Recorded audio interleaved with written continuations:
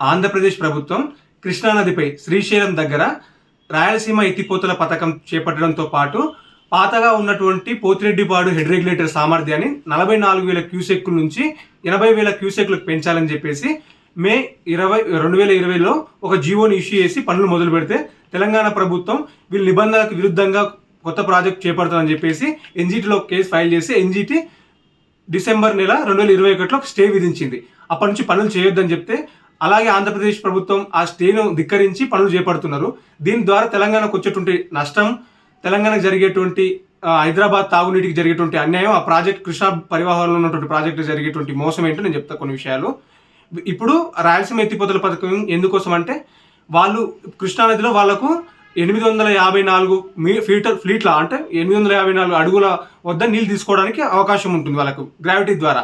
అయితే వీళ్ళేంటి చివరికి 805 అడుగుల దగ్గర కూడా నీళ్లు తీసుకోవాలనే ఉద్దేశంతో రాయలసీమ ఎత్తిపోతల పథకాన్ని సంగమేశ్వర దగ్గర అంటే మనకు ఇప్పుడు పోతిరెడ్డిపాడు హెడ్ రెగ్యులేటర్ ఏదైతే ఉందో దానికి 4 కిలోమీటర్స్ దగ్గర 4 కిలోమీటర్ల దూరంలో రోజుకు 35,000 క్యూసెక్లు ఎత్తిపోసుకొని అంటే 3 టీఎంసీల నీళ్లు ఎత్తిపోసుకునే విధంగా ప్రాజెక్ట్ డిజైన్ చేశారు. దీన్ని చేపట్టడం వల్ల ఏమవుతుందంటే మనకు పాలమూరు రంగారెడ్డి, కల్వకుర్తి కానీ, ఎస్ఎల్బీసీ కానీ, నాగార్జున సాగర్ కానీ ఆ తదితర ఆ కృష్ణా బేసిన్ ఉన్నటువంటి అన్ని ప్రాజెక్టులకు ఎఫెక్ట్ అయ్యే అవకాశం ఉంటుంది. ఎందుకంటే మనకు పాలమూరు రంగారెడ్డి ప్రాజెక్టు కూడా 812 అడుగులు లేదంటే 820 అడుగుల్లో నీళ్ళు తీసుకోవడానికి అవకాశం ఉంది. ఒక కల్వకుర్తి లిఫ్ట్ ఇరిగేషనే అది చాలా తక్కువ కెపాసిటీ రిజర్వాయర్ కాబట్టి తక్కువ కెపాసిటీతో ఉంటుంది కాబట్టి అదొకటి 800 అడుగులతో తీసుకోవడానికి ఉంటుంది. మిగతావన్నీ ఇప్పుడు వీళ్ళు చేపట్టే దానికంటే ఎగువ ఉంటాయి. ఒకవేళ వీళ్ళు 805 అడుగులతో తీసుకుంటే నీళ్ళు తీసుకునే అవకాశం వీళ్ళు ఆ ప్రాజెక్టు పూర్తి చేస్తే తెలంగాణ ప్రాంతం మొత్తం ఎడారిగా మారే అవకాశం ఉంటుంది. దీని మీద ఎందుకు రాద్ధాంతం చేయాల్సి వస్తుందంటే వీళ్ళు ఆల్రెడీ ఈ పోతిరెడ్డి హెడ్ రెగ్యులేటర్ దగ్గర నుంచి వీళ్ళు చేసినటువంటి ద్రోహం చెప్తా. కాంగ్రెస్ పార్టీ తెలుగుదేశం చేసినటువంటి ద్రోహం ఏంటంటే 1988లో తెలుగుగంగ ప్రాజెక్ట్ ద్వారా చెన్నైకి మద్రాస్కు నీళ్ళు ఇవ్వాలనే ఒక ఉద్దేశంతో 1,500 క్యూసెక్లతో కెనాల్ తవ్వాలని చెప్పేసి అంటే కర్ణాటక ఆంధ్రప్రదేశ్ మహారాష్ట్ర వీళ్ళిద్దరు కలిసి ఒక్కొక్కరు ఒక 5 టీఎంసీలు అంటే దాదాపు 15 టీఎంసీలు నీళ్ళు అలకేట్ చేస్తే ఆ నీటిని మద్రాస్కి ఇవ్వాలని చెప్పేసి ఒక 1,500 క్యూసెక్లతో కెనాల్ తవ్విండ్రు. కెనాల్ తవ్వాలని ఒక ప్రతిపాదన చేస్తే అక్కడ ఉన్నటువంటి రాయలసీమ రైతులు అపోజ్ చేసి దాన్ని వ్యతిరేకించడంతో అప్పుడు ఉన్నటువంటి ముఖ్యమంత్రి దాన్ని 11,500 క్యూసెక్లో కెనాల్ తవ్విండు. 50 టీఎంసీలు నీళ్ళు తీసుకుని 5 లక్షల ఎకరాలకు నీళ్ళు. సరే అయిపోయింది.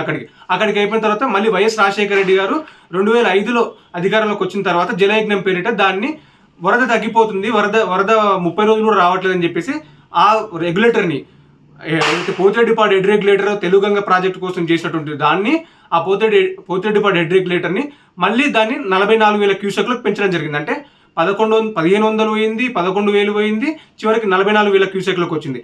44,000 క్యూసెక్లు చేసినప్పుడు ఏం చెప్పినంటే పాతగా చేసినటువంటి హెడ్ రెగ్యులేటర్ ఏదైతే ఉందో 11,000 కోసం 4 తూములతో ఏర్పాటు చేసిండ్రు. దాన్ని క్లోజ్ చేస్తాం, దాన్ని వాడుకోమని చెప్పిండ్రు.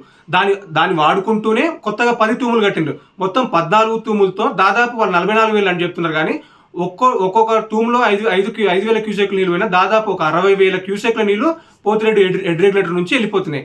దీనిలో ఇంత అన్యాయం జరుగుతుంది. దీనిలో ఇప్పుడు కొత్తగా మళ్ళీ ఒక 80,000 క్యూసెక్లో కానీ వీళ్ళు ప్రతిపాదన పెడుతున్నారు. అంటే 80,000 క్యూసెక్లు అంటే 7 టీఎంసీలు ఇవైతాయి.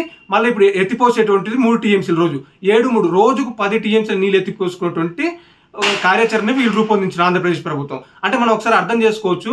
మనకేమో 90 రోజుల్లో ఫ్లడ్ వస్తుందని చెప్పేసి మనకు 2 టీఎంసీలు రోజు కానీ పాలమూరు రంగారెడ్డికి మనం పెట్టుకుంటే వీళ్ళు 30 రోజుల్లో ఉంటుంది అని చెప్పేసి రోజుకు 3 టీఎంసీలు ప్లస్ ఇది పోతిరెడ్డిపాడు హెడ్ రెగ్యులేటర్ నుంచి ఒక 7 టీఎంసీలు మొత్తం 10 టీఎంసీలు అంటే ఒక యావరేజ్గా తీసుకున్న అంటే 854 అడుగుల పైన నీళ్ళు ఉన్నప్పుడేమో 10 టీఎంసీలు దగ్గర నీళ్ళు వెళ్ళిపోతున్నాయి.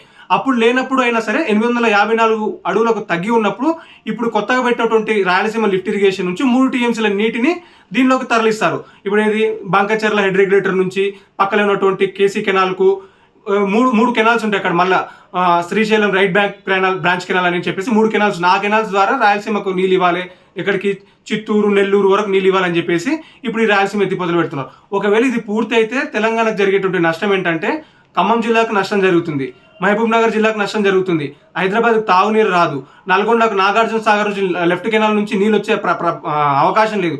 ఇన్ని అవాంతరాలు ఉన్నా కానీ వీళ్ళు గుడ్డెద్దు చేనులో పడ్డట్టు ఈ ప్రభుత్వం వ్యవహరిస్తుంది. దయచేసి ఈ ప్రభుత్వాన్ని నేను ఒకటే రిక్వెస్ట్ చేస్తున్నా, గత ప్రభుత్వం లాగా వివరించండి. ఎన్జిటి స్టే ఉన్నా కానీ వాళ్ళు పని చేస్తున్నారు.